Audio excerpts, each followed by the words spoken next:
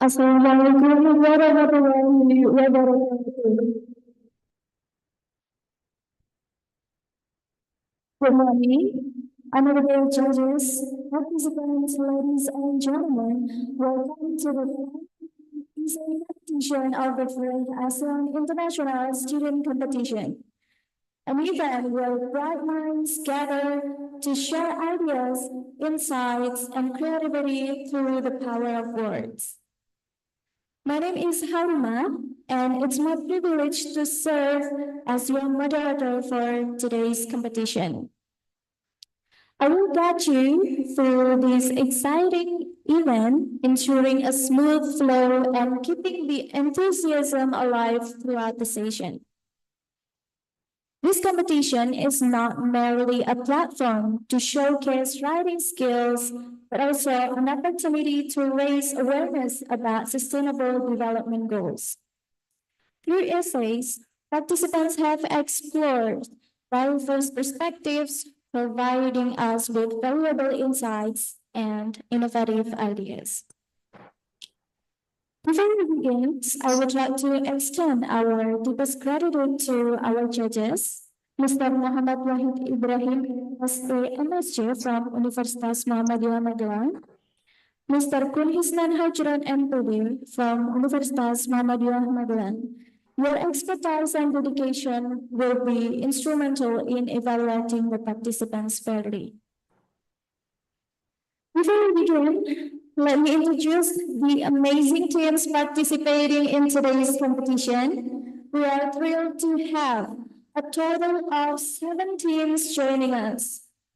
Representing Indonesia, we have Crispy Crew, Kia Hill, and Savage Team who are here with us in person.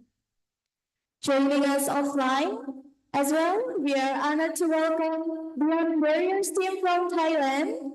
Sawadee ka. For our friends participating online, we are delighted to have teams from the Philippines and Thailand who are joining us via Zoom. Despite the distance, their enthusiasm and dedication truly unite us in the spirit of this competition. Let's give a big round of applause.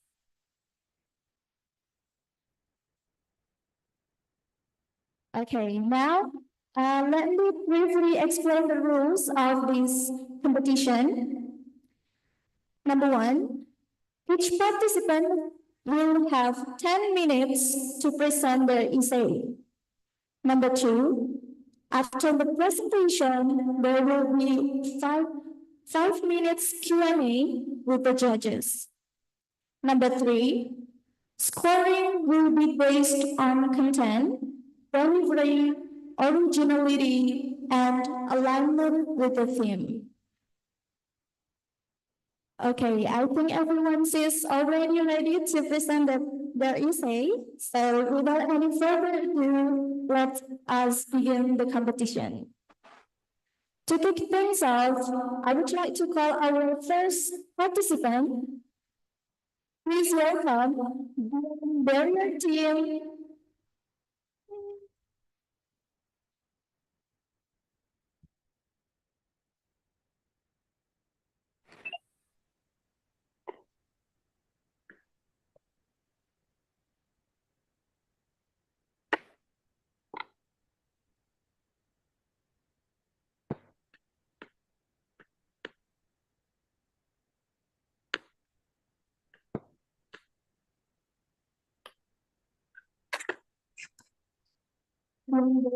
Team's time is yours.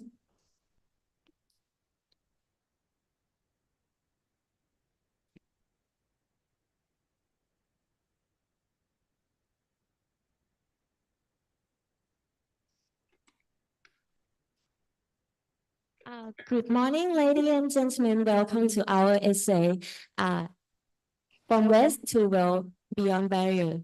We are from Thailand, Khon Kaen University, Faculty of Administration of Business, KKBS. Today, we will present about our essay. So for our presentation, Can we have the slide?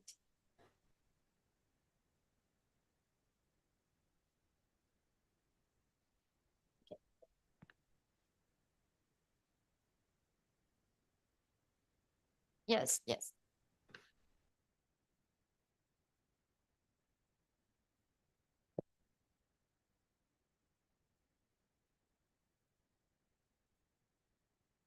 I'm sorry for the technical issue earlier.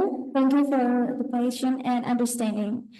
Now we would like to invite Beyond Barriers team to continue the presentation, please.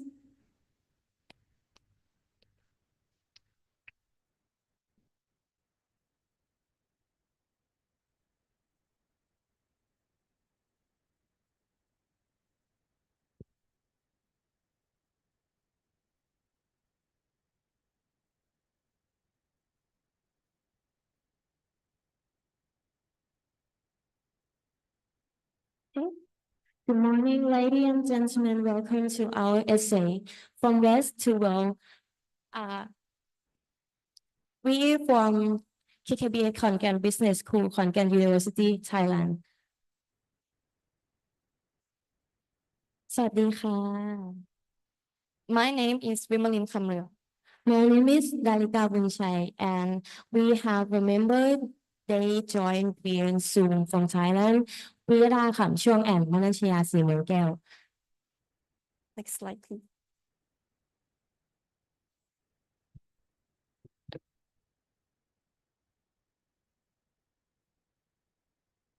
So our essay is talking about the biorefinery pilot plant. So what is the biorefinery? We may similar from the of the word bio, but what is the biorefinery? The biorefinery is a process that turn the natural material into new products such as biofuel, chemical, and other products that good for environment. So Thailand had a financial establishment, the biorefinery pilot plant in Rayong, Thailand, or in EECI, or we call Eastern Economic Corridor of Innovations. Next slide, please.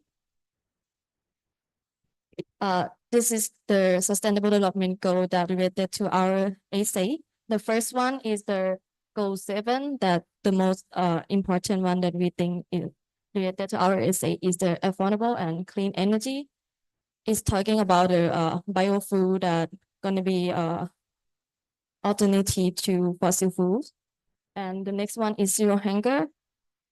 That's talking about if we had the biorefinery power plant in Thailand, like around the country, it's gonna be divide the income to community and people around the area.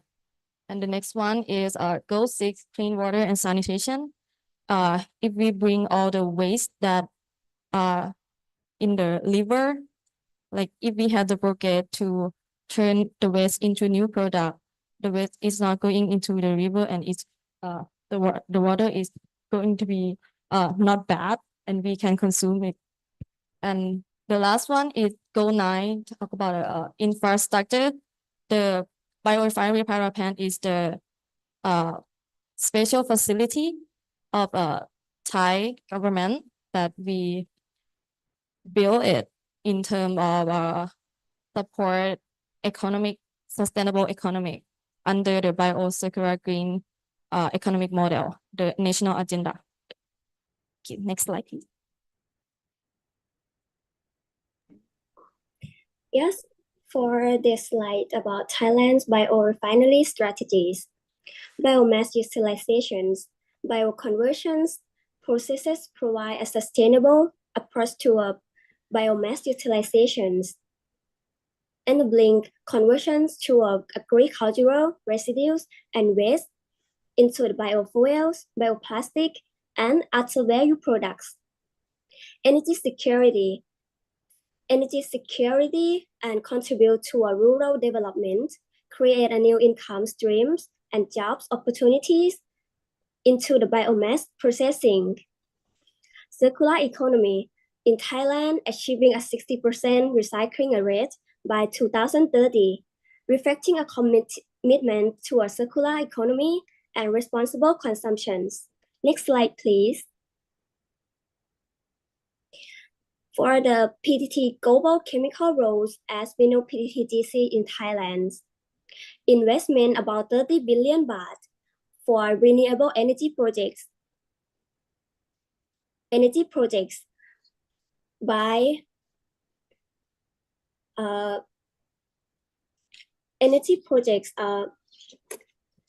for establishing supportive policy and enhancing credibility in these initiatives. For Think Cycle Banks, Think Cycle Bank projects by GC transform waste into valuable resources. From waste to a value initiative, the recycle plastic, generating for participations for school, fostering awareness into the communities. About research and development, company invest in research and develop to create advanced technologies for biomass conversions, instant enzyme-based process and being developed to improve. Next slide, please.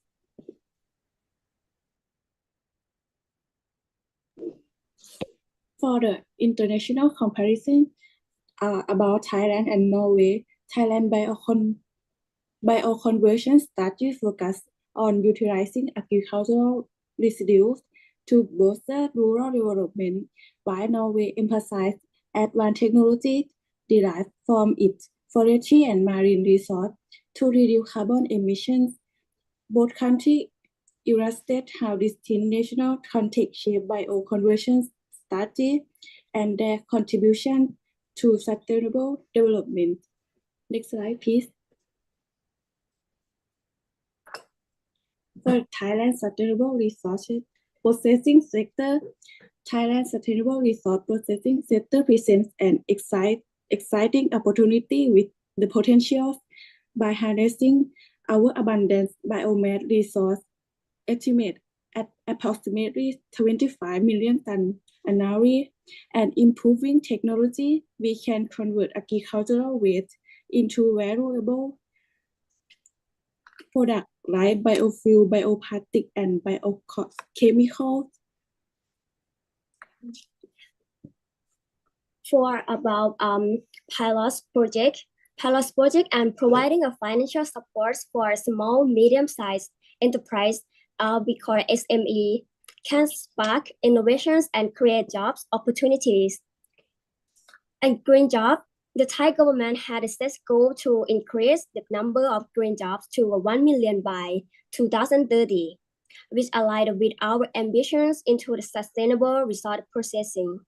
Next slide, please. For government initiative, Thailand has a policy that they want to develop the sustainable economic and create a green job for the rural areas and Sustainable Resource Innovation Center project to achieve the BCG Bio Circular Green Economy model and to achieve the SDG goal. Individual impact, job creation, Thailand expect to create a job around 1.3 million green job and quality of life improvement.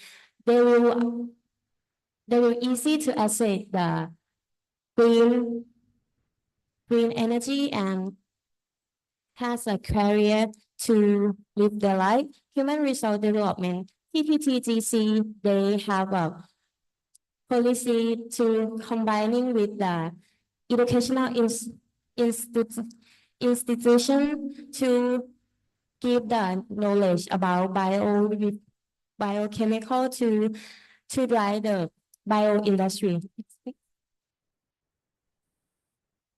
A thriving future, Thailand has a policy that they will promoting community engagement and investing the technology and innovation and then raising awareness. All of this will give give a brighter future for our world and the next generation. Yes. So together we can do it by a little choice of our lives, such as the product from PTTGC that we bring here today. Yes, this is coral milk. Yes, you can see. It's made from three plastic bottle. Yes. It's in the shape of coral because we want to represent the sea, the waste in the sea. Yeah, that we say in our presentation, we have a valuable product. Yeah, this is a real product. This is a real product of the PTTGC. So this is all for our essay. Thank you for your all attention. Thank ขอบคุณค่ะ ขอบคุณค่ะ ขอบคุณค่ะ thank you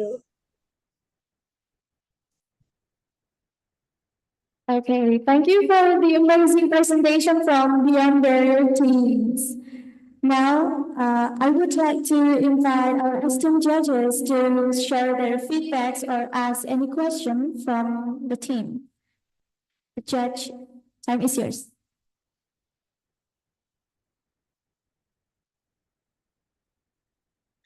Thank you very much for your presentation. Just make sure your name. So you are remarried. Yes. All right. I'm sorry if I wrongly pronounced your name. And you? Tarika. Which one? This one. Rika. All right. And then for the online participant, we are there. That's correct. And also Mama China. Yes. All right, because maybe I wrongly pronounced your name. Well, give us insight about what is that biorefinery pilot plan from waste to wealth. That's indeed it's a good idea. And you say that with this pilot plan, you will help to tackle 4 SDGs, SDG 7, SDGs 2, SDGs 6, and SDGs 9. And I actually curious about your product, but then you give us example of the product. Is there any other product? We have like a plastic, the bowl from plastic that's recycled, and we also have a paper glass for it's a recycle from the biorefinery. Yes, it's not like straightly in from this plant because it's just the pilot plant in Thailand because it's take a lot of cost to build one. So it's just the pilot plant that, but everyone in our country could bring our material to test there. All right. So,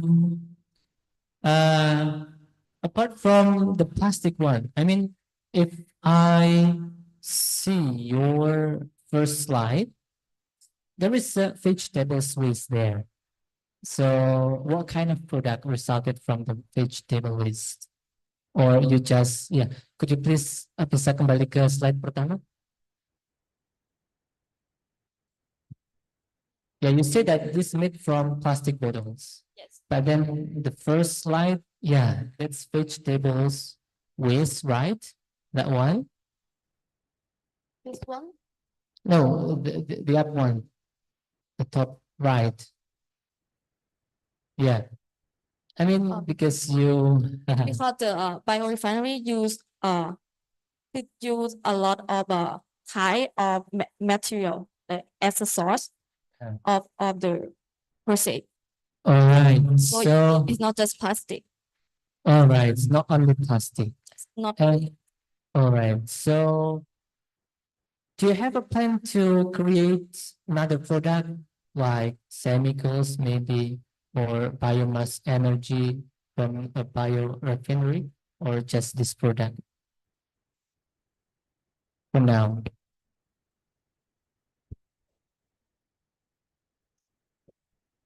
Yeah, our country have a plan to manage about the waste to be the biofuel And in the future, PTTGC is always develop and research about it. Yes. Okay, thank you very much. Because it's important, because waste is like a major, or is the major problem of a country.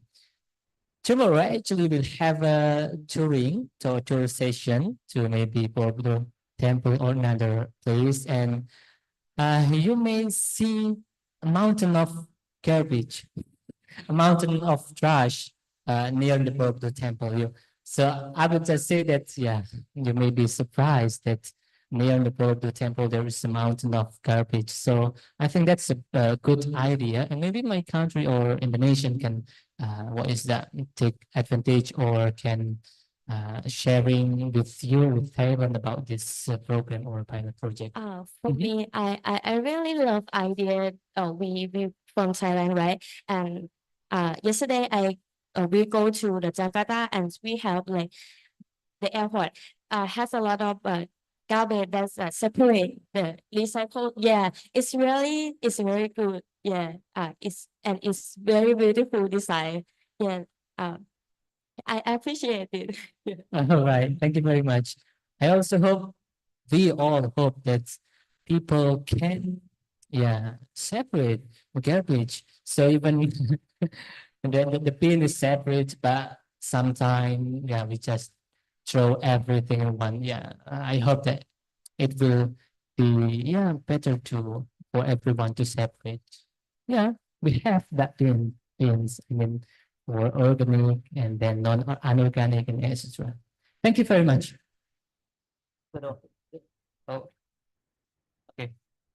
Okay. I'm curious about what strategy that we can use to share to people that everyone should use this program, because this product, because sometimes when when we want to compete with a settled product, they think settled brand is still a good choice better than our what kind of strategy that you would choose?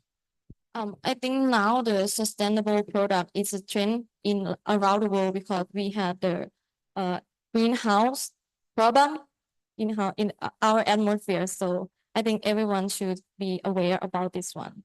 And in Thailand, we have I think you guys here know Lisa. Yeah.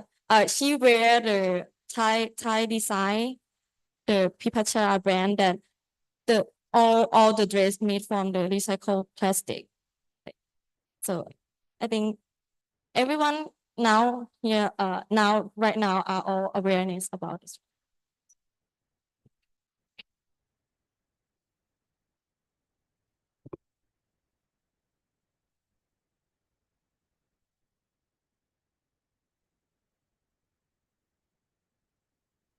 Thank you for the amazing presentation from Wonder teams. Okay, now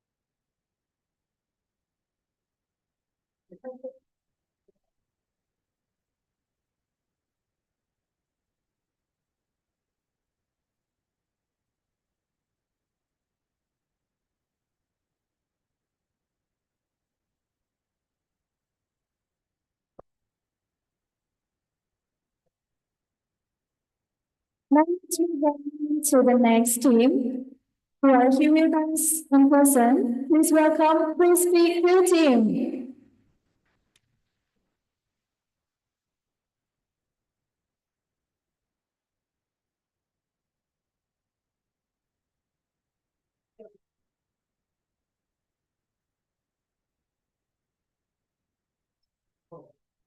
6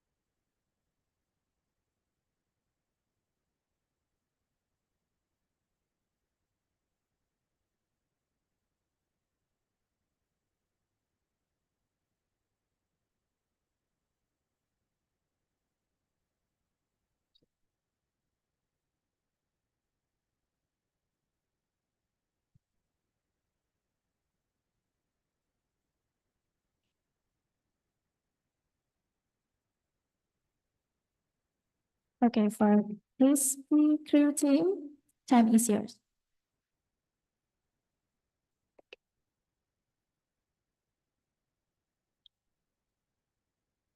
Oke, Assalamualaikum warahmatullahi wabarakatuh.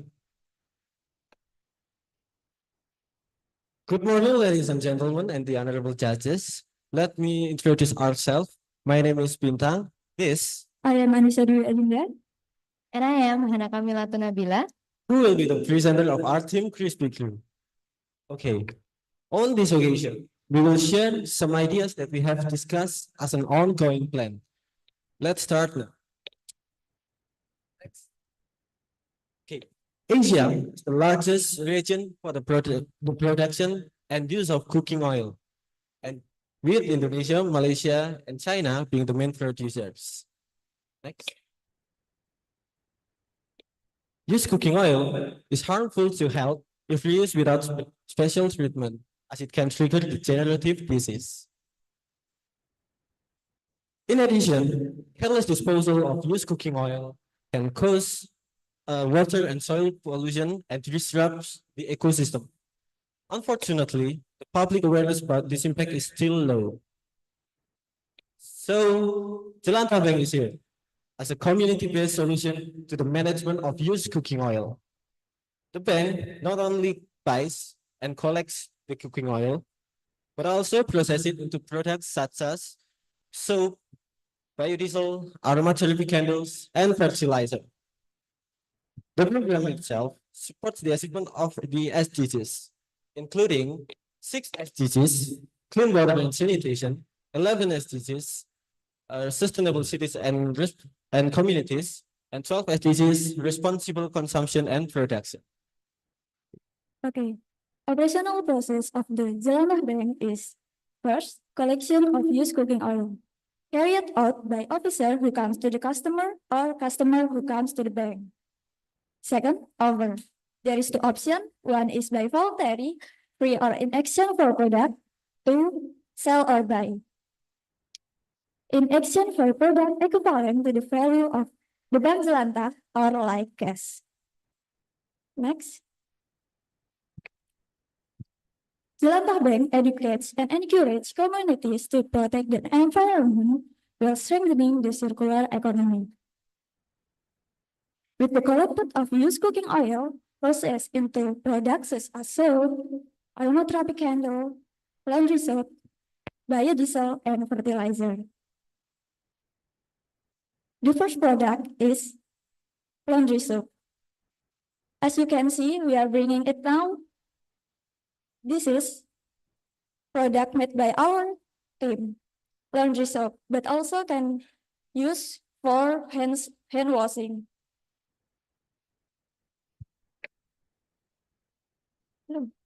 Used cooking oil can be turned into eco-friendly laundry soap. The process involves by soaking the oil with charcoal for 24 hours, filtering it and mixing it with a cool sodium hydroxide solution. After adding fragrance, the mixture is molded, left to harden overnight and cooled for 4 weeks. This soap is effective for top stain on fabrics and dishes. The next product is biodiesel. Used cooking oil can also be converted into biodiesel, a renewable energy source. NaOH dissolved in alcohol is mixed with the oil and heated at 50 to 60 degrees Celsius for 1.5 until 2 hours. After separating the biodiesel from glycerin, it is washed and heat to 100 degrees Celsius and ready to replace diesel. We also bring the sample biodiesel. We turn from the used cooking oil, this, into this biodiesel. Okay, next slide. The third product is aromatherapy candle. Used cooking oil can turn into eco-friendly aromatherapy candle. Charcoal treated oil is heated with stirring powder, then mix it with essential oil and dyes. The mixture is poured into a container with a wick and let it cool. This is providing a relaxation sustainable solution. The last product is next, fertilizer for plant. Used cooking oil can also turn into liquid fertilizer by fermenting it with water, rice bran, molasses, and EM4. This fertilizer enhances plant growth and works best alongside compost or other chemical fertilizer. Next. Okay, last but not least, the conclusion is the Jelantah Bank has high potential for success due to low current of used cooking oil management and strong community support. Success can be enhanced through robust policies, incentive for collection, and public-private partnerships. Producing value-add products like biodiesel and soap boosts economic viability, while effective implementation and public engagement can reduce pollution, improve health, and support Indonesia's sustainability goals. Okay, that's all for now. Now we open for the discussion. Please don't hesitate to ask.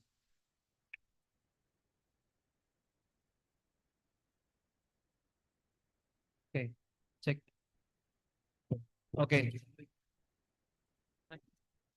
Okay, check. Okay.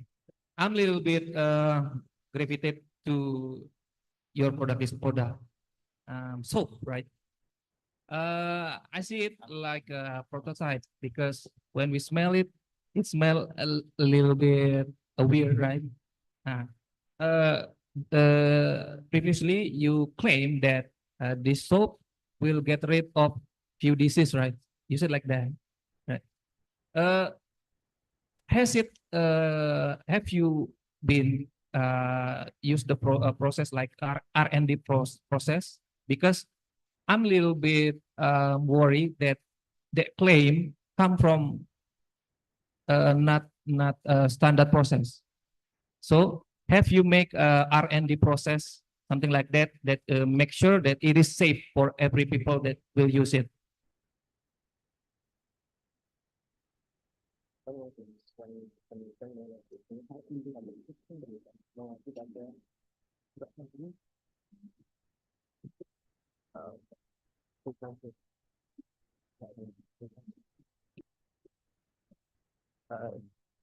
Can we have a minute for discuss?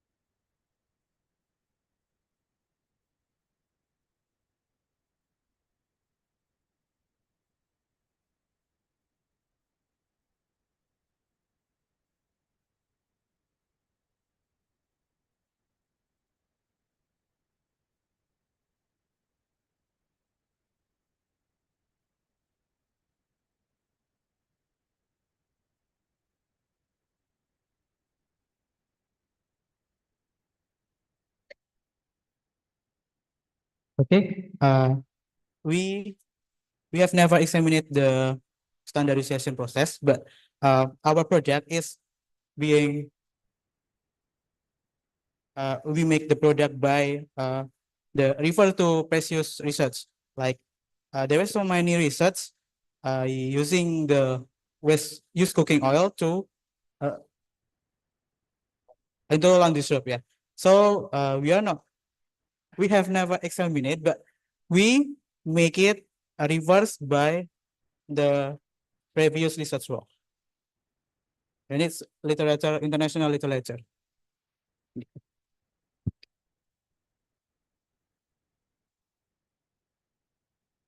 Okay, okay. Basically, cool. So I think it's the names of the your product, again, it's the name of your team. All right, the product is Jelantah Teh, right? Bang Jelantah. Okay. Uh, honestly, I think your product is actually, what is that? It's, what is that? I can say that that's, or there's nothing special for your product, unfortunately. But then my question is, what makes you different with other product? Maybe I mean, this one, or converting used cooking oil to another product like this one, or then aromatherapy. And what else? You said biodiesel. And So- then laundry soap, fertilizer. and aromatic Yeah, materials. everyone can get this product in the market. And I think that's not the new idea. Yeah, I have no idea where did the idea come from. But then again, my question, what makes your team or Crispy Crew different from other product? Okay. Like,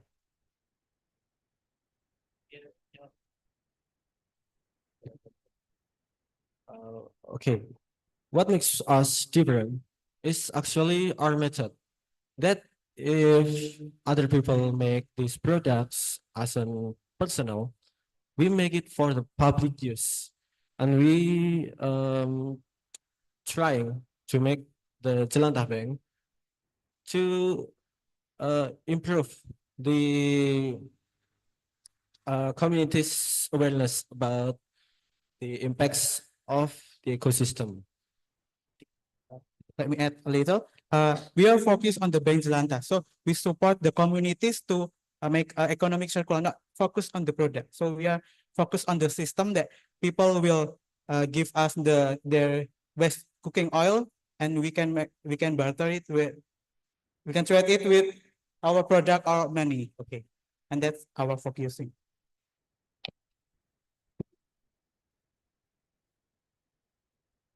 Okay, that's all from us. Thank you so much. And if you think to throw the oil away, Crispy Crew is on the way. Thank you. Assalamualaikum warahmatullahi wabarakatuh. Waalaikumsalam warahmatullahi wabarakatuh. Thank you for the amazing presentation.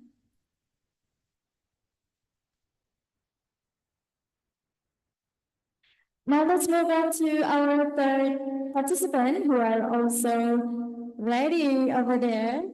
Please welcome our team.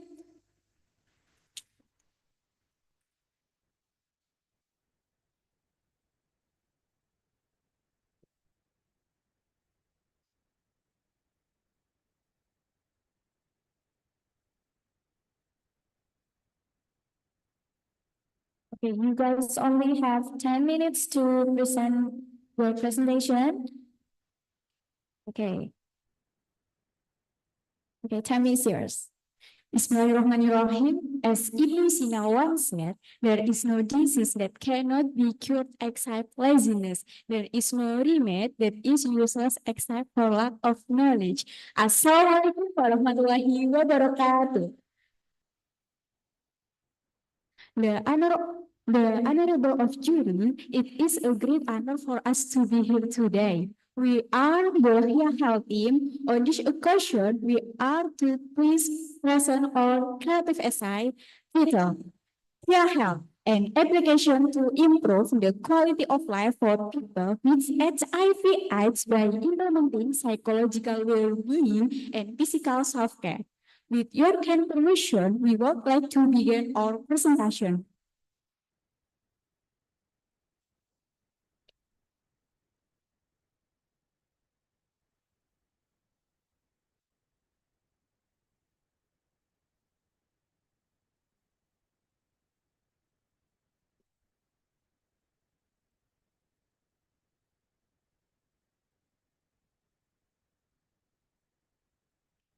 World Health Organization in 2023 said that 39.9 million of people live with HIV, 630,000 people died from HIV, and an estimated 1.3 million people are infected. All of people living with HIV/AIDS in 2023, 86% knew their status, 77% received antiretroviral therapy, and 72% had a survival load. In this news shows that people living with HIV/AIDS are often the target of ridicule and insult from the general public. Stigma negatively impact the psychological well-being of people with HIV/AIDS, leading to social isolation and demonized mental health, which can affect their psychological health and, of course, their quality of life. It can be seen from the news we reviewed about the development of technology today. It is appropriate that the use of technology in the problem HIV/AIDS is carried out and applied in life. By optimizing the advancement of technology, the author proposes an innovation in the form of the application, which is specifically designed for HIV/AIDS sufferers. Hia Health has innovative advantage by combining the physical and psychological activity monitoring simultaneously to improve the quality of life for people with HIV/AIDS. The principles of physical self-care are outlined in the features such as drug reminder, consultation, and physical activity, while the psychological well-being principles are outlined in the features such as motivation, notification, mood tracker, and community. This helps to ensure that the user's physical and psychological health is always under control.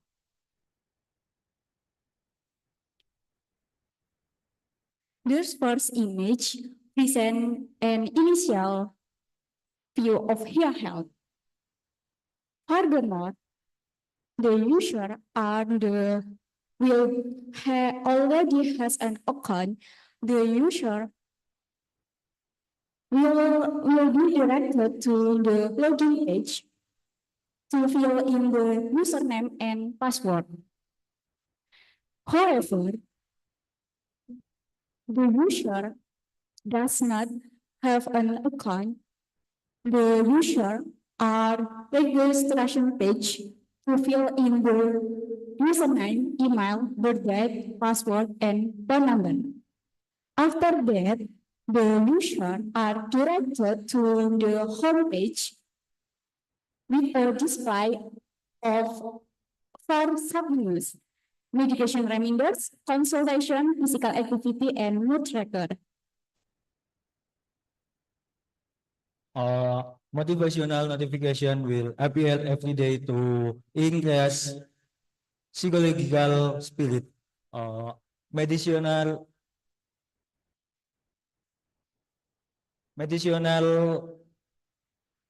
feature improve patient medication adherence by input in the medication taken. Online consultation feature connecting through a chat with doctor and psychologist. Physical activity display provide and physical activity such as gymnastic and yoga that are guided as expert. Watchmaker feature is monitor users download which result perfect activity recommendation through the help of artificial intelligence by chat. Educator feature is an information and education center consisting of 3 subnews, news, videos, and podcasts that user can access every day. Community page that user can follow according to their gender background, occupation, education level, and other categories. User can access profile page to set up their account and evaluate their health status. The health status feature is evaluate the increase or decrease in quality of life of HIV/AIDS patient through the accumulation of points, medicine reminder, tracker, health repeater, and physical activity every day. Meanwhile, monthly health status feature is accumulated every day for 1 month. The accumulation of achievement indicators in quality of life points will increase if user profile activities for 1 month. This health status will be connected to the administration of the user health facility as medical record data. Also, all of the user's data is securely managed and stored by the IT team using data reliable storage service, ensuring privacy and security. Okay, next I will explain related to realization step for this application. The first step involves consultation with stakeholder for 3 months. After that, application development estimate to take 12 months. Next, application testing for this application for 4 months. After that, submitting the application for government approval to take 2 months. Next, application implementation and launch the Here Help apps for 3 months. And finally, evaluate effectivities for this application for 1 month. Next, the stakeholder teamwork with Here Help team.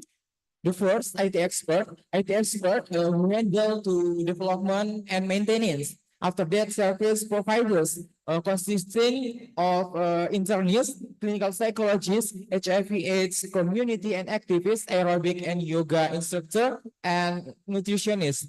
After that, news website providers for the information dissemination like effort.org, UNESCO.org, HIE.gov, NAMH map, and positive news. And last, institutional patron for the support strategy like ATFOA, UNES, and WHO.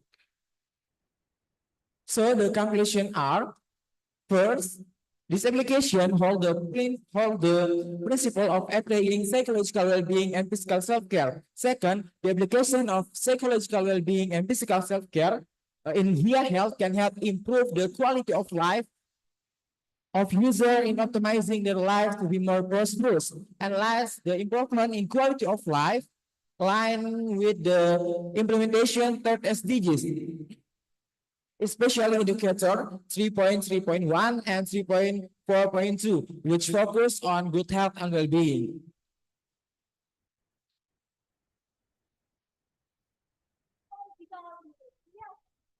Here Health. Better life, better mind, and better health.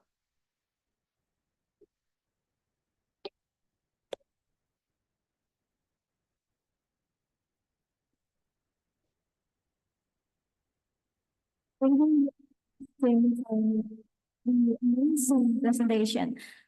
Let us now turn to our panel judges for any questions or comments they may have. Judges, time is yours. Thank you, ma'am. Yeah. Um, I'm curious about the word here. Is it acronym or abbreviation of H? HIV AIDS. Yeah, so Oh, yeah, it's like we sorted it in like one word. Yeah, like that. okay.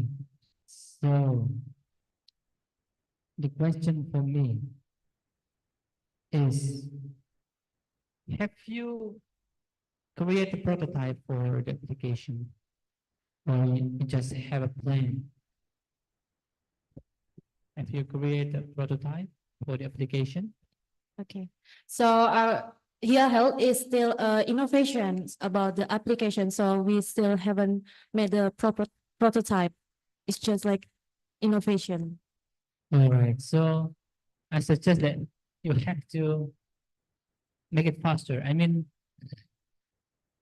the idea is good, but then if everyone in this room try to make this application faster than you, and then they try to make it, what is that? Yeah, Mr. Kunsit Paten. You will lose everything, right? So I think that's a good application, but then you need to not just an idea. You come from different faculties, right? Yeah, What right. faculties? Three of us are from the health department. We are from the major of pharmacy, and Alex is Teknologi informasi. Ah, yeah, you have the important guy there to make it happen. and Rama is from psychology. Psychology. Yeah, that's why there's what is that background? So that's good. But are you sure that this idea is new? I mean, there is no application like this before. Yeah, we sure our innovation is still new and is still the newest application. There are no application like this before Yeah. In Indonesia or globally? in Indonesia and in globally. Oh, yeah. All right. I think that's all from me. Okay. First of all, I would like to say I feel you're passionate, guys, which is good, right? So my question is a little bit far from now because I'm curious your expectation the user is who? Because if it is you got profit oriented with this kind of a product, I'm a little bit worried the user is small amount, right? That make probably your company is not really has a great amount of a user. You should think about that. Okay. Is there any response? Is it profit oriented? Yeah, it's profit oriented because as we know, ASEAN is still had a high population in HIV/AIDS infected. So we believe that our application will be used in ASEAN and in other countries. So we think that our innovation still have more users. Your main user is IHP. Yeah, HIV/AIDS sufferers. Okay, that's enough.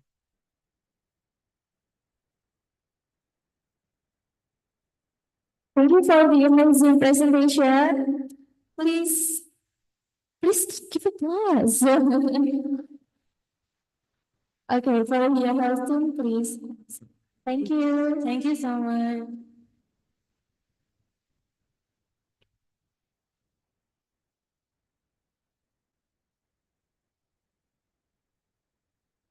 Okay, now let's move on to our fourth participant. Please welcome Savage Team.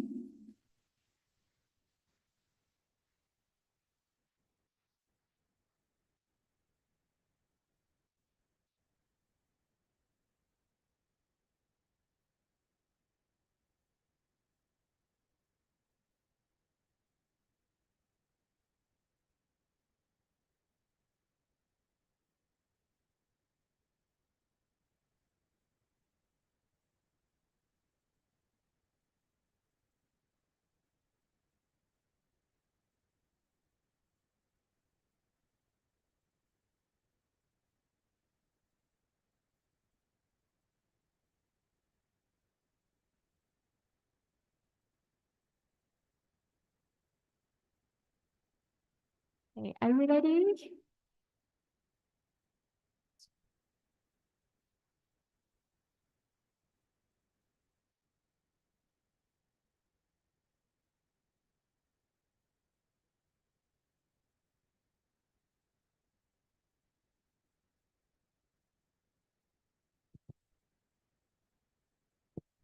Okay, time is yours. Assalamualaikum warahmatullahi wabarakatuh. Good afternoon, everyone. Nelson Mandela was saying, education is the most powerful weapon which you can use to change the world. Next, we are from Sophie whose member are Irene Bernisiwangi, and next to me is Najwa Kurataharun, Linda Rizky, Suni Fauzia, and Haidar Abdullah. We will present our essay about comparative analysis of curriculum in Indonesia to improve quality education. Indonesia, the fourth most populous country, has made tremendous progress in expanding access to education in recent decades. However, the quality of education is still a major issue. Next.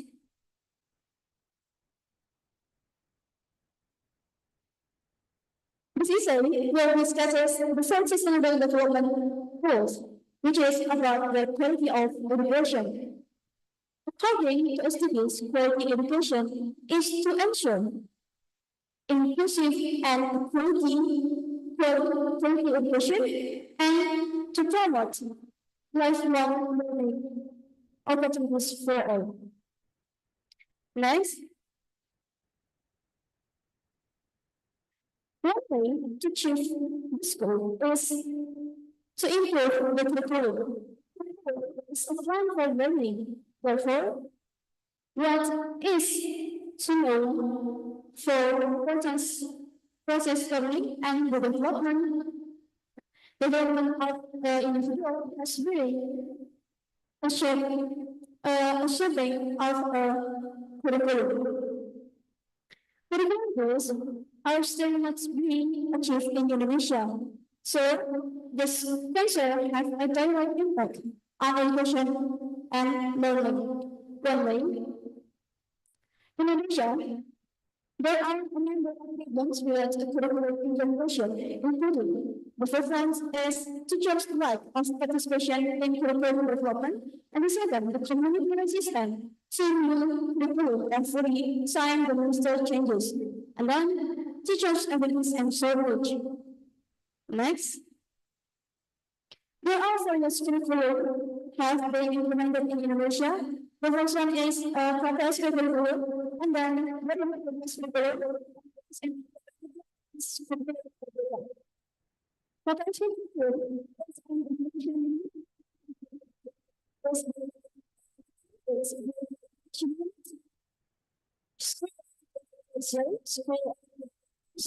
The social culture at the local community and the cooperative of students, and then curriculum progress is a part of this curriculum with the aim of improving the quality of education process and outcome directed at the character and level character student with the graduate competence standard or SEL in education unit and was an implemented now is curriculum berbeda and as curriculum concept that cements independence and independent in the sense that each learner gives the freedom to access knowledge obtained from formal and non-formal education. Okay. According to our team, of the three curricula have been implemented in Indonesia. The curriculum is the best education in Indonesia. Thus, is compare the previous curriculum. The has a simple structure and material, and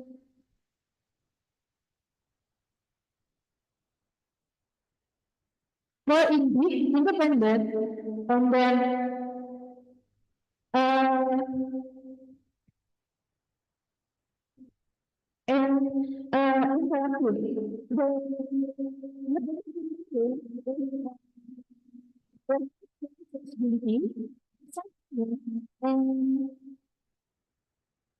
analyst research on on learner, so they can focus more their individual and interest. Okay, from the first we can focus on in country in ASEAN among them Malaysia, Singapore, and Thailand. It can adopt the Indonesia, including the consistency of the curriculum use. The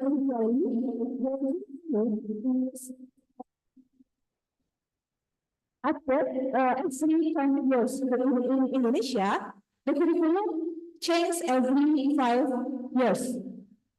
So the teacher and student is have not been able to adapt the curriculum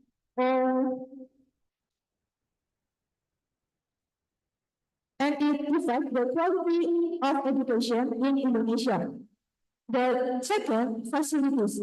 Educational facilities can be improve the quality of education, student learning conversion, experience, and motivate student learning. However, education in Indonesia, facilities in Indonesia, especially in 3 key areas. This is depan, terluas, and tertinggal. In English is founder, outcomes, and far as and life behind. And the third, subsidies. Indonesia provide function, assistant to student. And the fourth, teacher competence. Teacher competence in Indonesia include 4 competence.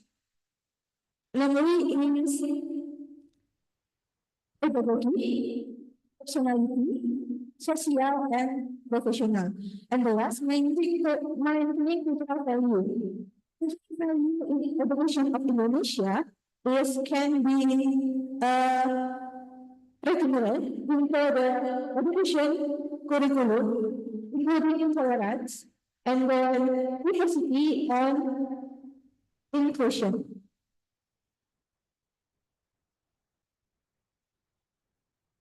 Okay, we are offering several solutions to overcome curriculum problems in Indonesia. One, provide continuous professional development for teacher with improved competencies and understanding for the new curriculum. Teacher can teach more effectively and adapt teaching methods to the needs of students. Number two, local needs-based curriculum development. So, developing a curriculum that is more relevant to local needs and condition. This includes considering the culture, economy, and research potential of the region so that education can be more applicable and relevant of students. And last, number three, consistent curriculum use. With the use of a consistent curriculum, all related educational elements do not need to adjust the changing curriculum, thus hampering the educational process that is already running. Next. So we can conclude that in an effort to improve the quality of education in Indonesia, a comparative analysis of the curriculum shows that adjustment and innovation in the curriculum are essential. We hope that the quality of education in Indonesia can improve significantly, producing a generation that is ready to face global challenges. That's all for me. Time to Q&A, please.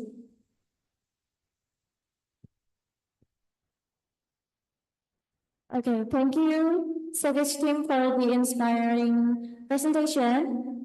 Now we now open the session for question or feedback from our judges. Please. Okay. You guys are trying to compare the three of our curriculum, right? And then now we have a new menteri, right? Which probably will bring another kind of curriculum. But you should know that there is no one curriculum the best in the world. There's nothing. We can say Finland, that's better, or Japan better. We cannot amputate that curriculum and then place it in Indonesia. We cannot do that. So my question is, I'm interested in your conclusion in the number 2 conclusion, which is local needs based curriculum. How you guys manage to implementing it?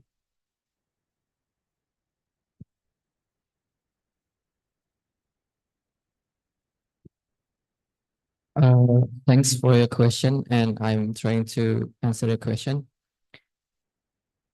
Maybe we can enter some local wisdom like Javanese language, Sundanese language, and some traditional art in the school.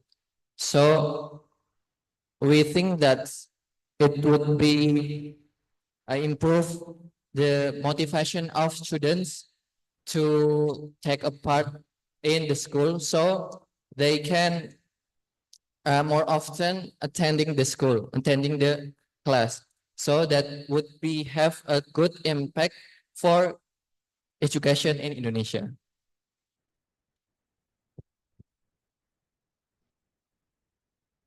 Maybe I want to add some my opinion. So in my opinion, Indonesia have diversity, so many diversity, but we have a unity. Like we are Javanese, Sundanese, and more ethnic in Indonesia. But in one language, in one nation, we have a unity. So local wisdom that Haidar told is when we have unity, when we have diversity, but we can unity. It's maybe in a global issue, it's so can be more have tolerate with any diversity in the world and make equality for any people in the world too. So this is our opinion. Thank you, Judge. Okay. Basically, you guys said that you guys are disagree with the standardized of national, like UN. You know that? Exam. Yes. The Yes. standardized examination. Yes, Do national. you guys are agree with that or not? Because if you said that we should local needs based in our curriculum, that's probably make it's a little bit difficult to make standardized because it in the which part of Indonesia, every single part, they needs different, right?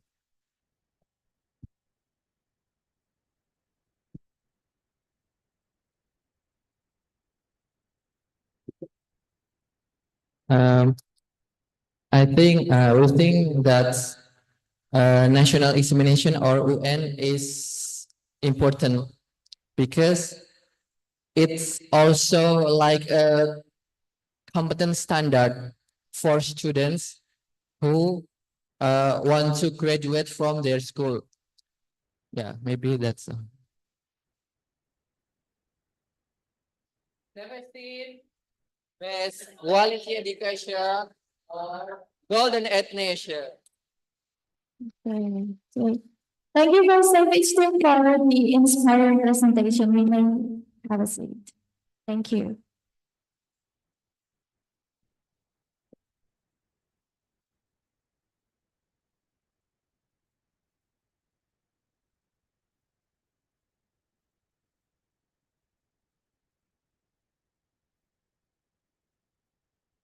For our friends joining us online, can you hear my voice clearly?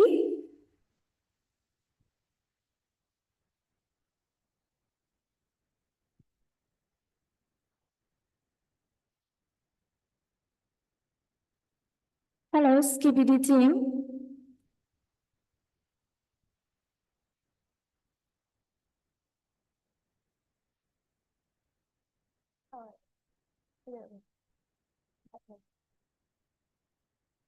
Okay, great. Okay. Okay, because the Skibidi team already ready to present their presentation. So for Skibidi team, the screen is yours.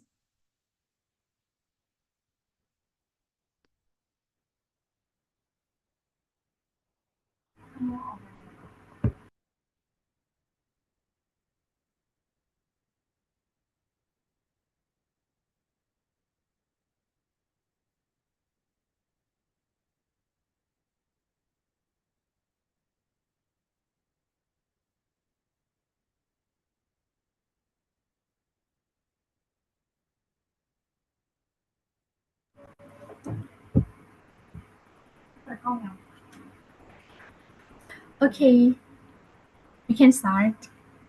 Okay. Good morning, Indonesia. Good morning, ladies and gentlemen. We are the Skibidi Group from Khon Business School, Thailand. Today, we will be presenting on the topic. I'm sorry, for Skibidi team, could you please turn on your camera? Thank you.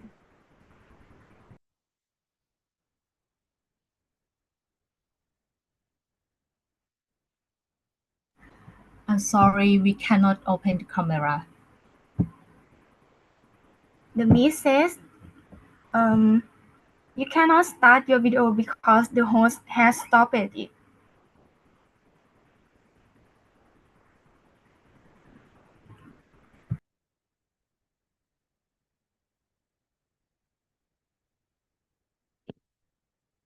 Okay, we can start the presentation.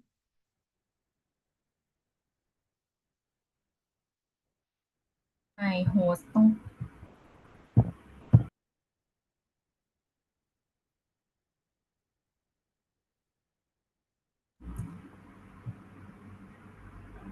We can start again. Good morning, ladies and gentlemen. We are the Skibidi Group from Khon Business School, Thailand. Today, we will be presenting on the topic is the spreading fire, Thai SME and the challenge of transitioning to a green world in the next 3 years, which our topic is consistent with sub-theme number 2, overcoming socio-economic challenge. CBM stands for Carbon Border Adjustment Mechanism. It's a policy introduced by the European Union, designed to encourage countries outside the EU to reduce their greenhouse gas emissions. This shift towards the green economy necessitates the rapid adaptation by Thai SMEs to maintain competitiveness and avoid being left behind. The CBM impact increased import costs. Thai business will face higher import costs due to the CBM, potentially impacting their competitiveness in EU market. Carbon tax. Thailand Excise Department is considering implementing a carbon tax to help Thai exporters claim reduction in CBM fees. Adaptation is crucial. Thai entrepreneurs need to adapt their practices to reduce carbon emissions and avoid being excluded from global markets. Let's look at the example that show how Thailand has been effective, such as Vietnam. Vietnam's green strategy. Vietnam's advantage. Vietnam production of high quality, low maintenance rice position the country to handle the EU's carbon pricing measure effectively. Thailand challenge. Thailand's jasmine rice could face higher import taxes and lose market opportunity due to Vietnam's competitive edge. Economic growth. Vietnam's rapid economic growth further emphasizes the need for Thailand to adapt the changing global trade landscape. Such rapid and stable growth not only strengthen Vietnam, but also increase the pressure on Thailand to respond to ongoing change. Thai SME, a vital force. 1.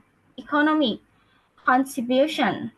SME contribute 35.2% of Thailand's GDP and employs 72% of the workforce. 2. Limit green force.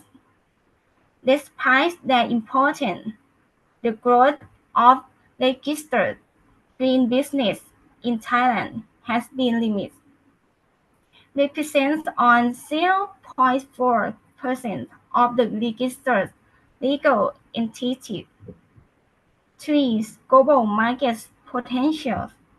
Thailand's MSME export to key markets like ASEAN, US, China, Japan, and the EU, representing 72.4% of total export value.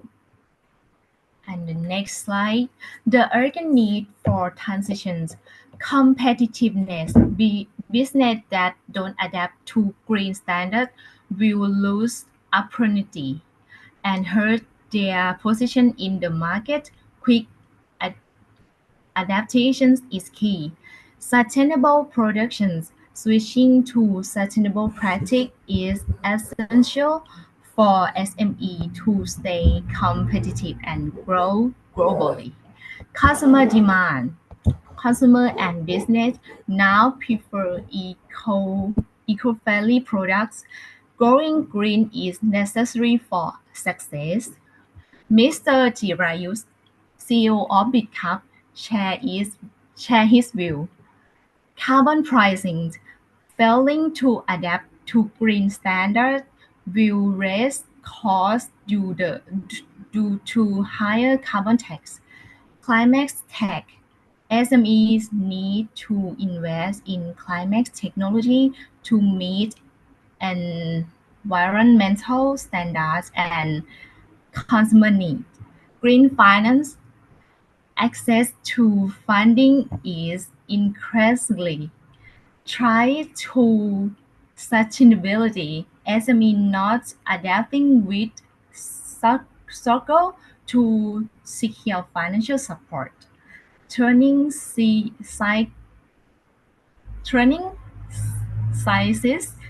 into opportunity. Large SMEs can reduce their environmental impact by using recyclable or biodegradable packaging. Medium SMEs should invest in renewable energy to cut costs and meet eco-friendly demands. Small SMEs can start by using biodegradable material which appeal to eco-conscious consumers and prepare them for future regulations. The path of forward. Thailand can secure this future by building a strong green economy. Entrepreneurs will reduce costs and seize new opportunity, while financial institutions will benefit form a stable and sustainable customer base. Finally, our group would like to say thank you. ขอบคุณค่ะ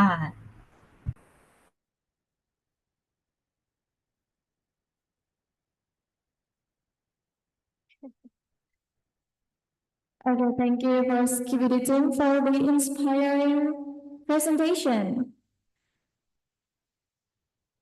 Judges, it's now your turn to ask questions or share your comments with the participants. Thank you.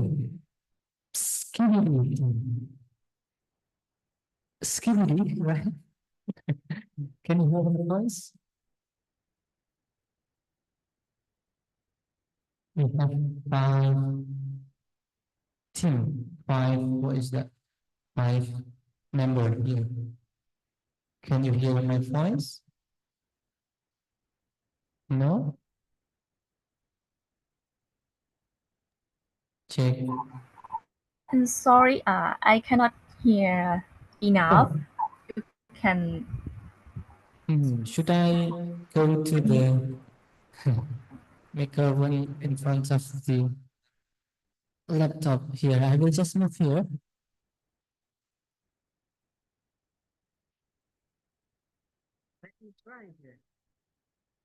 Check, check.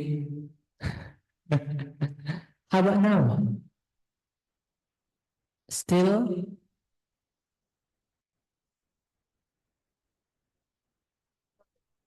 All right. Yeah. Thank you, Mas Danny.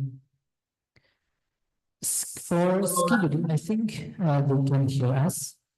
For Skibidi, Skibidi, you say you give us an insight about Thailand SMEs and the challenge of transitioning to a green world in the next 3 years. But because this competition, I mean the AISC, requires students or participants to discuss about SDGs, I mean Sustainable Development Goals that they have to tackle by your idea. Yeah, you give us your presentation about your idea, but then what time or what goals, number of goals that you try to tackle with your idea? Can you try to respond to me, please?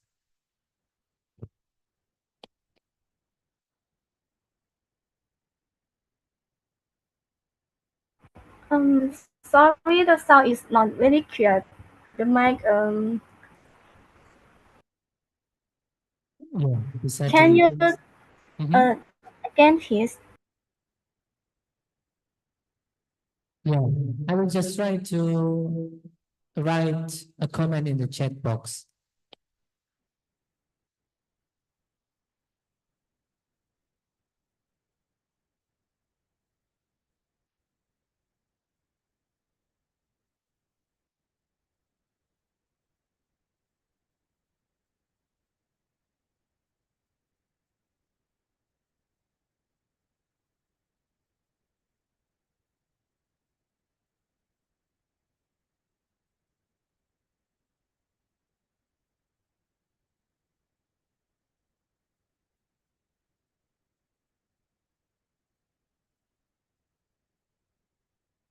I give you a question in the chat box.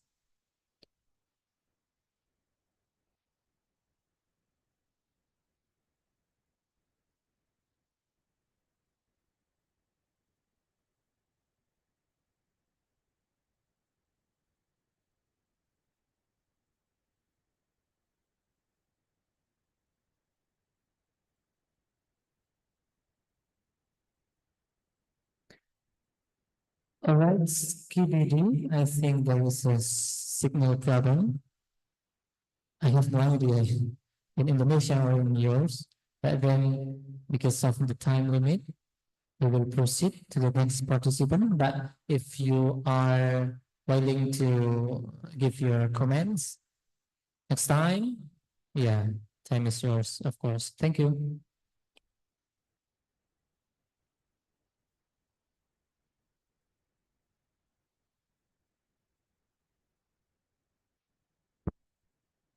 Okay. Now let's move on to the sixth participant who are also joining us online.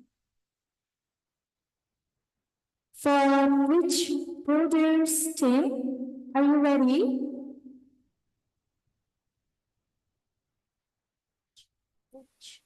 Rich Builder.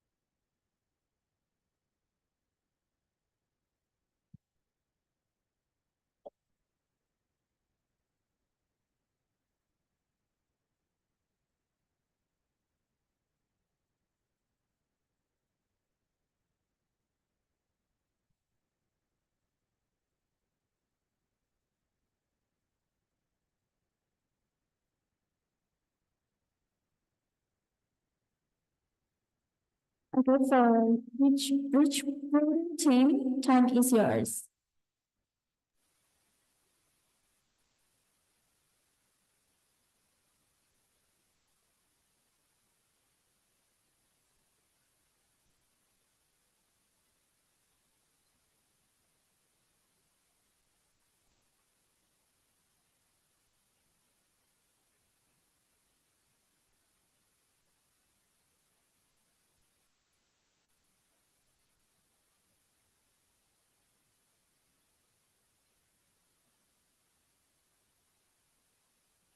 I'm sorry for Rich Builder team, we can hear your voice clearly.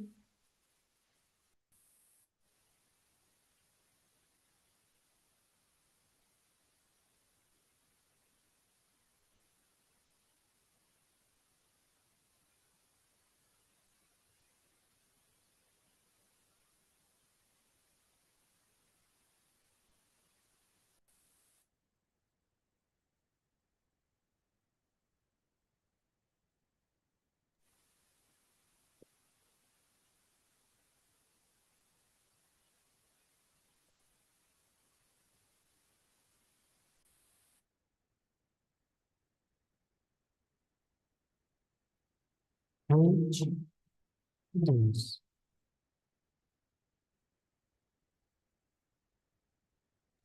Are you there?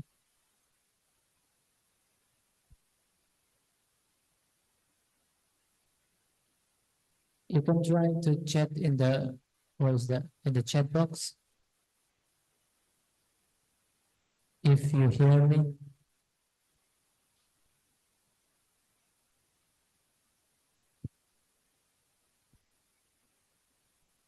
Or there is a signal problem.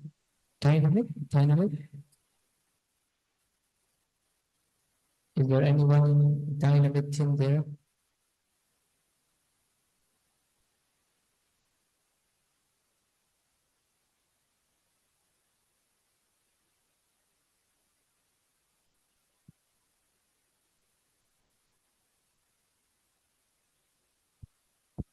Okay, now let's move on to Dynamite team. Are you ready? Yes. All right, if you are ready, so the screen is yours. We have a problem. We heard that you require us to turn on the camera, but it said I cannot start the video because the host has stopped it. All right, it's okay. Okay.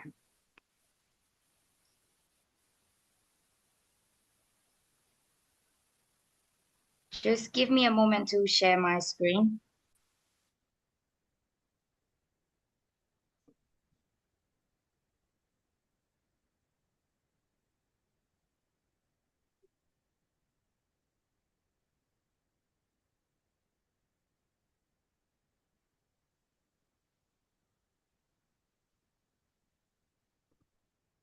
So, good morning, ladies and gentlemen. We are the representative from Thailand, Khon Kaen University, in the Faculty of Business Administration and Accountancy in the major of Tourism Innovation Management. Today, we're going to talk about good governance. In today's interconnected world, good governance plays a crucial role in shaping in the future of sustainable development. It embodies the principle of transparency, accountability, and inclusiveness. At the heart of this vision are the Sustainable Development Goals, particularly those promoting peace, just, and strong institutions, as well as the importance of partnership. Good governance provides this framework for achieving comprehensive and inclusive development objectives. Therefore, it is crucial to acknowledge that these elements are interconnected, collaborating to ensure nations thrive equitably and sustainably. The foundation of good governance is dedication to peace. Without peace, our society would face instability, conflict, or violence. Peace forms the critical foundation for governance system to function effectively. In peaceful environment, good governance can focus on long-term policy that can help promote in many ways, such as strengthening social bond and economic development. For instance, according to One News, Thai Royal Gazette announced an amendment to the Civil and Commercial Code, known as the Marriage Equality Law, which will take effect in 2025. This legal advancement demonstrates the government's commitment to ensuring equal rights for all citizens, thus promoting peace and social harmony. Lasting peace requires more than the absence of conflict. It demands addressing causes like inequality and fostering active community participation. Dialogue forums are crucial for promoting understanding and peaceful coexistence. Justice is crucial for sustaining peace, ensuring accountability, and protecting human rights. A fair and transparent justice system resolve conflict, prevent abuse of power, and foster public trust, reducing the likelihood of violence or personal vendetta. Justice not only ensure accountability but also act as a safeguard against corruption. However, in Thailand, the justice system faces challenges like corruption and lack of transparency. Agencies operate with limited oversight, undermining credibility and public trust. To strengthen justice as a pillar of good governance, reform must focus on transparency, accountability, and trust building, ensuring the system contributes to both peace and stability. Strong institutions are essential for sustaining both peace and justice.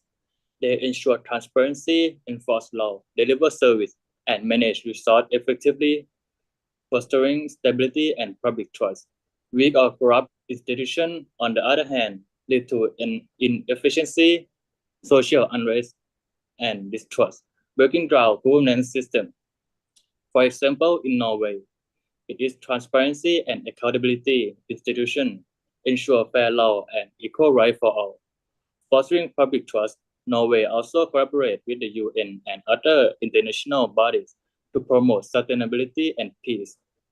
Actively support global SDG projects, emphasizing education, health, and equality. Building strong institutions requires investment in capacity building, promoting transparency, and encouraging inclusive governance. In today's unpredictable world, strong institutions act as pillars of resilience and stability, enabling society to adapt and prosper. Partnership are essential to good governance, as no government can achieve sustainable development alone. Collaboration among government, civil society, the private sector, and international organizations help tackle complex global challenges and promote growth. Partnership amplify governance by pooling resources, sharing knowledge, and building capacity.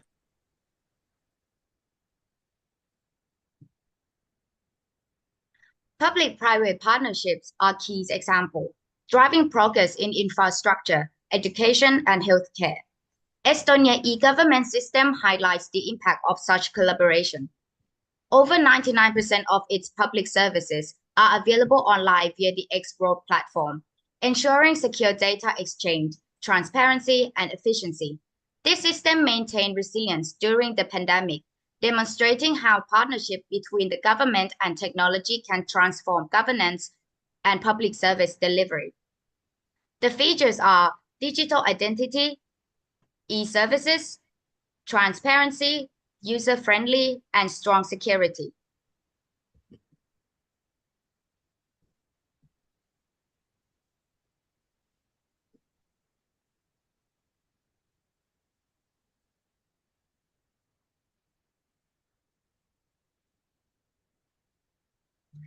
The interconnectedness of peace, justice, strong institutions, and partnerships is evident in how these elements reinforce each other's.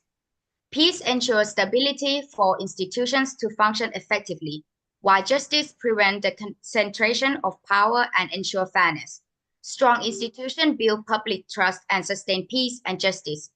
Partnerships allow governments to leverage the collective power of diverse actors, driving innovation and adaptability in governance. In conclusion, good governance is the foundation of sustainable development, and its success relies on integrating peace, justice, strong institutions, and partnerships. These elements together create a just, equitable, and sustainable world for the future generations. Thank you for your kind attention.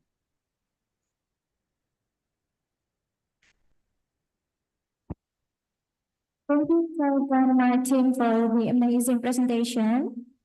Now I would like to invite our honorable judges to ask any questions or feedbacks from Dynamite teams. Thank you. Dynamite team. But before that, I will respond to the representative from PUB. Yeah, you can still present your team after Dynamite. Yeah, because I'm sure that you have a technical issue before this. Well, for Dynamite, right? Could you please open your camera, because the host just said that you can open the camera. Okay. Just to make sure. Yeah, good to hi. see you there. All right. Hello, hi, สวัสดีค่ะ Yeah, sawadika. We have 3 members here, right? We have, I'm sorry if I wrongly pronounced your name. Pochaman. It's that yours? How to Pochaman. pronounce your name? พจมาน Pochaman. All right. We also have Tanasak. Right? Yes, it's me. Tanasak. Yes, Tanasak. It's yours. And finally, Ponpirat. Yes, it's me. Yeah. It's good to see you all. For your presentation, I'm agree with you that you say, what is that? Let me open the slide. Yeah, good governance is the key to a sustainable future for all. Yeah, I want to ask you, as a student, what do you think you as a student can learn or practically learn about good governance? That's it. Can you say that again, please? I mean, the voice, your voice is kind of not clear enough because we are Alright. online also. Of course. What do you think you as a student in the university can learn or try to learn how to manage or how to achieve good governance? You mean how, may I repeat that question again so I don't course. give you the wrong answer? So you mean how, as a university student, how can we learn and adapt to use it in our real life? Is that what you mean? Yeah. Okay. So good governance, I think the easiest way to use or to make the good governance first is probably be just go for the like the selection. Everybody said that every time that they have the selection, the government would come out and promote for every citizen to go for the selection in order to use their rights and in order to prevent the conflict afterward. So I think that would be the easiest way for us to do that. And also we as a university student, we can also use peace, like find the peaceful in our life, because just like we presented to you earlier, without peace, our world would face a conflict and violence. And if we could find peace, or we build some peace, so there will be no violence in our society or any conflict. Right. Any other answer for another team members? Because we have another team members here. Or just response my question other than from I'm you? I'm the representative from the team. All right. Yeah. Mr. Kun, do you want to add something? Okay. Hello, Board Chairman. Yes, hi. Okay. I'm a little bit curious about you guys make a lot of point in your presentation, but I believe that to make a strong governance, it takes time so long, right? Yes. My question is, what is two things that you should emphasize to uh, to to make the good governance? Two things, the priority that we should focus on. I think the two priority that we should focus on is peace and justice. Because in my opinion, peace and justice are actually the base of good governance. Because without peace and justice, we cannot build a strong institution or partnership at all.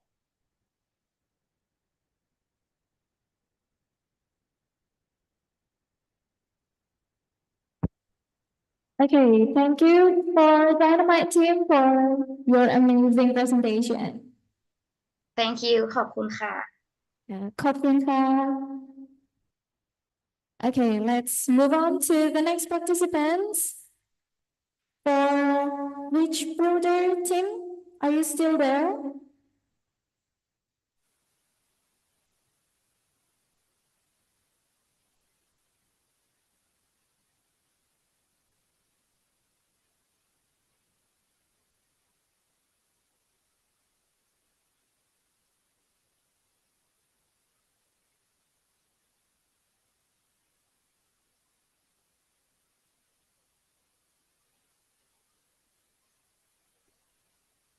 Good afternoon, ma'am, sir. Can you hear us now? We may feedback. Yes, that's good. Yeah, you can proceed to the presentation.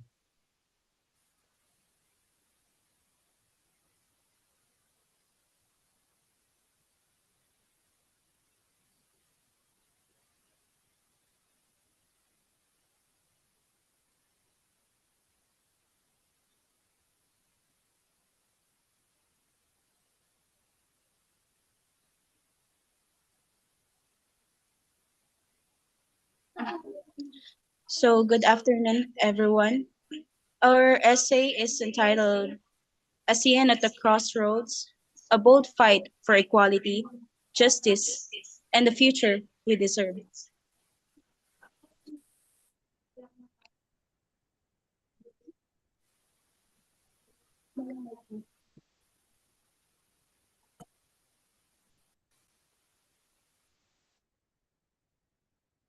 Could you please open your camera, please?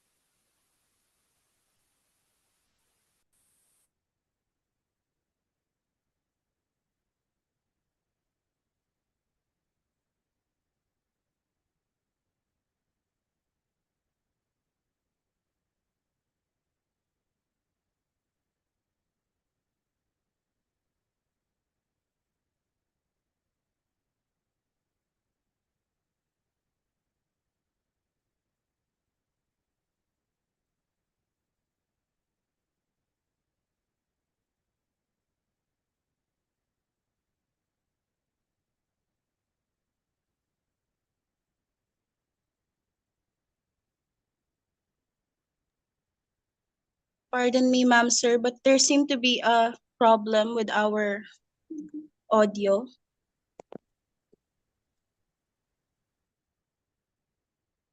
Yeah, that's fine. You can proceed now. We can hear your voice.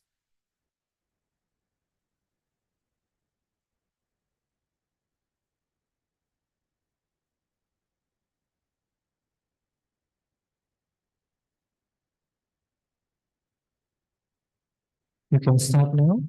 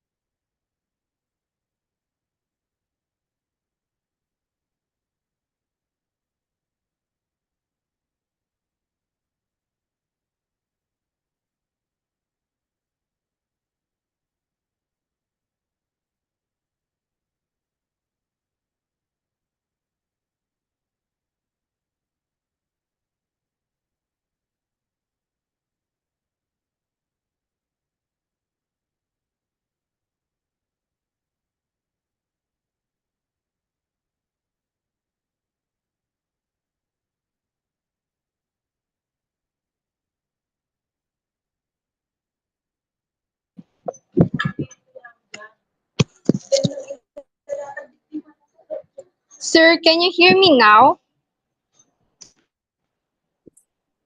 Yes, we can hear your voice clearly. Okay, I'm so sorry for the inconvenience. It's just that we had some technical issues with regards to the audio. Can we now proceed? Yes, could you please turn on your camera?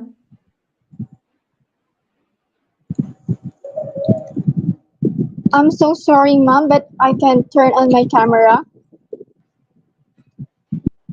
It's okay. It's okay. You can start your presentation now.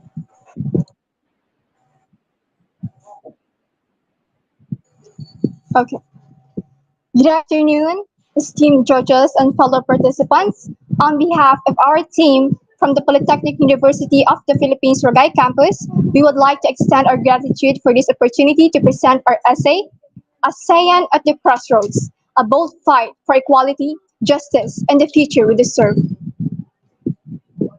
In Southeast Asia, the promise of unity and prosperity under ASEAN's banner is nothing more than a lofty ideal, one that crumbles under the weight of deep-seated inequality. Women across the region are stuck with the suffocating grip of gender discrimination, where they fight for basic rights that should already be theirs. Ethnic minorities, from the Rohingya in Myanmar to the indigenous groups in the Philippines, are silenced, oppressed, and abandoned by their governments. Meanwhile, ASEAN loses a staggering $47 billion every year due to the gender gap alone, money that could have been invested in advancing the region. This is not just an economic crisis, it is a moral catastrophe. But inequality does not stop at gender or ethnicity.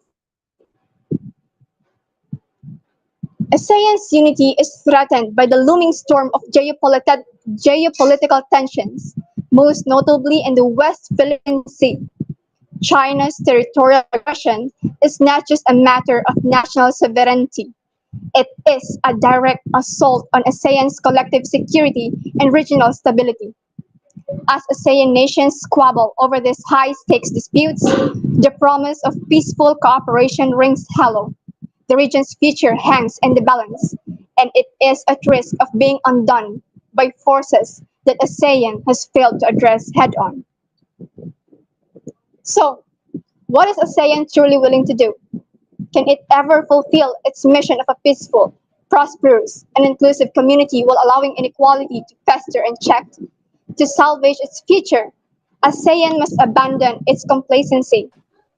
It must dismantle the systems of injustice that continue to hold millions back, be it through economic, social, or political barriers. The time for half measures is over. ASEAN's survival depends on its willingness to face these issues with the urgency, courage, and bold action they demand. Until then, the dream of a united ASEAN will remain just that, a dream. In terms of gender inequality, Asia's promise of unity and shared prosperity is nothing short of scandalous as the region continues to grapple with glaring inequalities that undermine its very foundations. Beneath the surface of regional cooperation lies a web of systemic injustices that threaten to unravel the very ideals ASEAN claims to uphold. Gender inequality remains one of the most entrenched and brutal challenges across the region.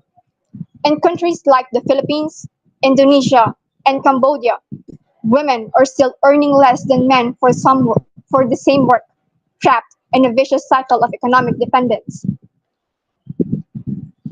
Women are denied access to leadership roles, excluded from decision-making tables, and subjected to violence, often with little resource for justice. The statistics are unforgiving. ASEAN loses an estimated $47 billion annually due to gender inequality. ASEAN's gender policies, such as the gender mainstreaming strategic framework, remain toothless and ineffective, unable to close the pay gap or empower women to claim their rightful space in society. The region's failure to address these issues head on speaks volumes about the hollowness of its commitment to gender equality. In terms of ethnic inequalities add another layer of injustice that ASEAN can no longer afford to ignore. Indigenous groups across the region, from the Orang Asli of Malaysia to the Lumad of the Philippines, continue to be marginalized, stripped of their land, their rights, and their dignity. These groups are condemned to poverty and social exclusion, deprived of the very basics of life, healthcare, education, and opportunities for upward mobility. The violent evictions of indigenous people from their ancestral lands in the countries like Indonesia and Myanmar are not anomalies. They are part of a widespread disregard for their fundamental rights. And ASEAN's failure to address these issues with the urgency they deserve reveals systemic racism and discrimination at the heart of society. Without a serious reckoning and reform, these ethnic minorities will continue to be left behind. If ASEAN is to truly live up to its ideals, it must prioritize the protection and empowerment of these ethnic minorities, ensuring their inclusion in the region's economic, social, and cultural future. The issue of territorial disputes further exposes ASEAN's weakness. The South China Sea is not just a geopolitical hotspot, it is a glaring symbol of ASEAN's failure to act as a united front against external threats. China's aggressive expansion in the West Philippine Sea and its blatant disregard for international law has left ASEAN member states like the Philippines, Malaysia, and Vietnam scrambling for support, only to find a weak, fragmented response from the bloc.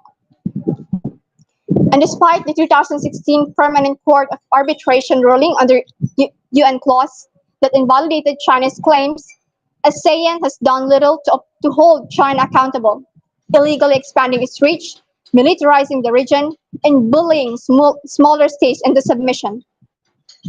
Its collective inaction on this matter undermines ASEAN's credibility and reveals the hollow nature of its commitment to protecting the sovereignty and security of its members. The failure to take decisive action on this front leaves the region vulnerable and exposed to further Chinese aggression. The world watches as ASEAN falters, more interested in diplomatic posturing than in protecting its own territorial integrity. On the economic front, ASEAN's much vaunted economic cooperation is nothing more than a facade that obscures the deep inequalities that persist within the region. While Singapore flourishes as one of the world's wealthiest nations, the disparity between the rich and poor in countries like Myanmar, Laos, and Cambodia grows ever wider.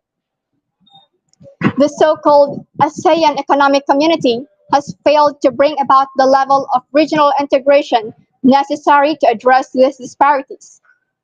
ASEAN's policies have benefited the elite, while the poorest continue to struggle with unemployment, lack of education, and debilitating poverty.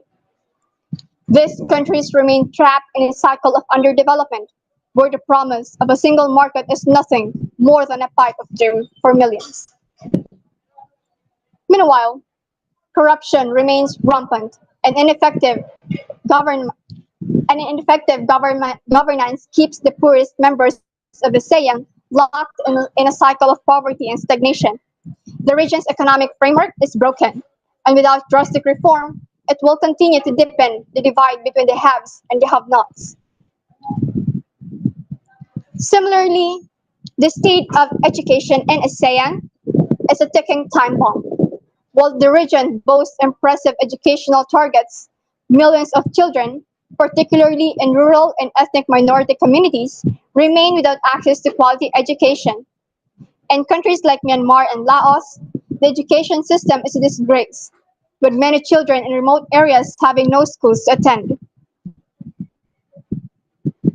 Even where schools exist, the quality of education is abysmal, failing to prepare future generations to compete in an increasingly digital world. ASEAN's education policies, while well-meaning, have failed to address the glaring inequalities in educational access. The COVID-19 pandemic has only exposed the region's failure to prepare for a digital future, leaving millions of students behind due to the lack of technology, infrastructure, and governmental support. If ASEAN is to break the cycle of poverty, it must prioritize education for all, ensuring that no child is left behind, regardless of where they are born. Finally, justice systems across ASEAN, which is nothing short of a sham, are rife with corruption, impunity, and blatant human rights violations. ASEAN's toothless human rights body, the ASEAN Intergovernmental Commission on Human Rights, has been powerless in the face of brutal crackdowns on dissent in countries like Myanmar, Thailand, and Vietnam. Political repression and violence are rampant, and ASEAN's refusal to take decisive action I'm has made sorry, it time is over.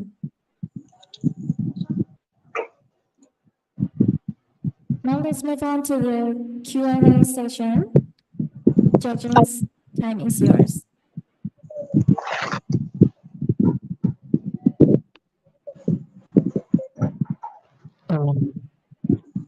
Thank you for your presentation. So, how is speaking here? How to pronounce your name? It's K Capisonda. Sunday. Yeah, that's a lot of information you said or you present to us. I have one question for you. Could you please take to your first slide or the next slide that explain about SDGs?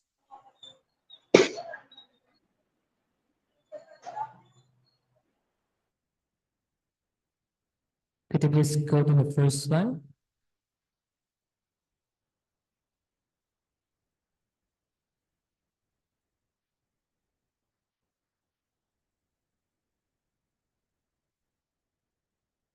Just a quick question for you.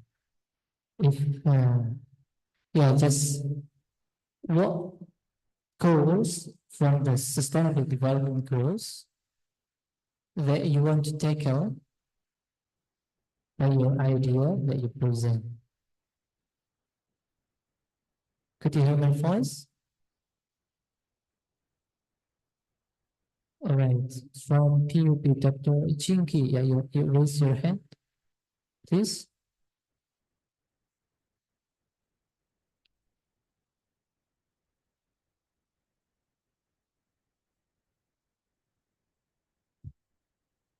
Okay, Kapisunda, could you hear my voice?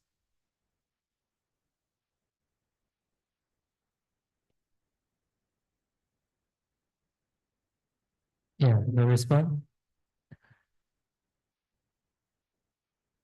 I'll pass my time to the moderator. Thank you.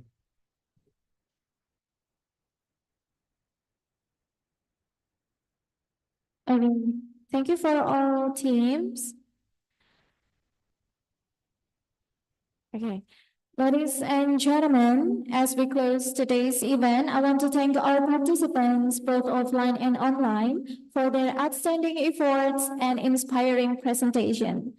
To our judges, thank you for your thoughtful feedback. This competition reminds us of the power of ideas and collaboration. Thank you. Good luck for everyone, and we look forward to seeing you in the next event. Have a great day. Wassalamualaikum warahmatullahi wabarakatuh.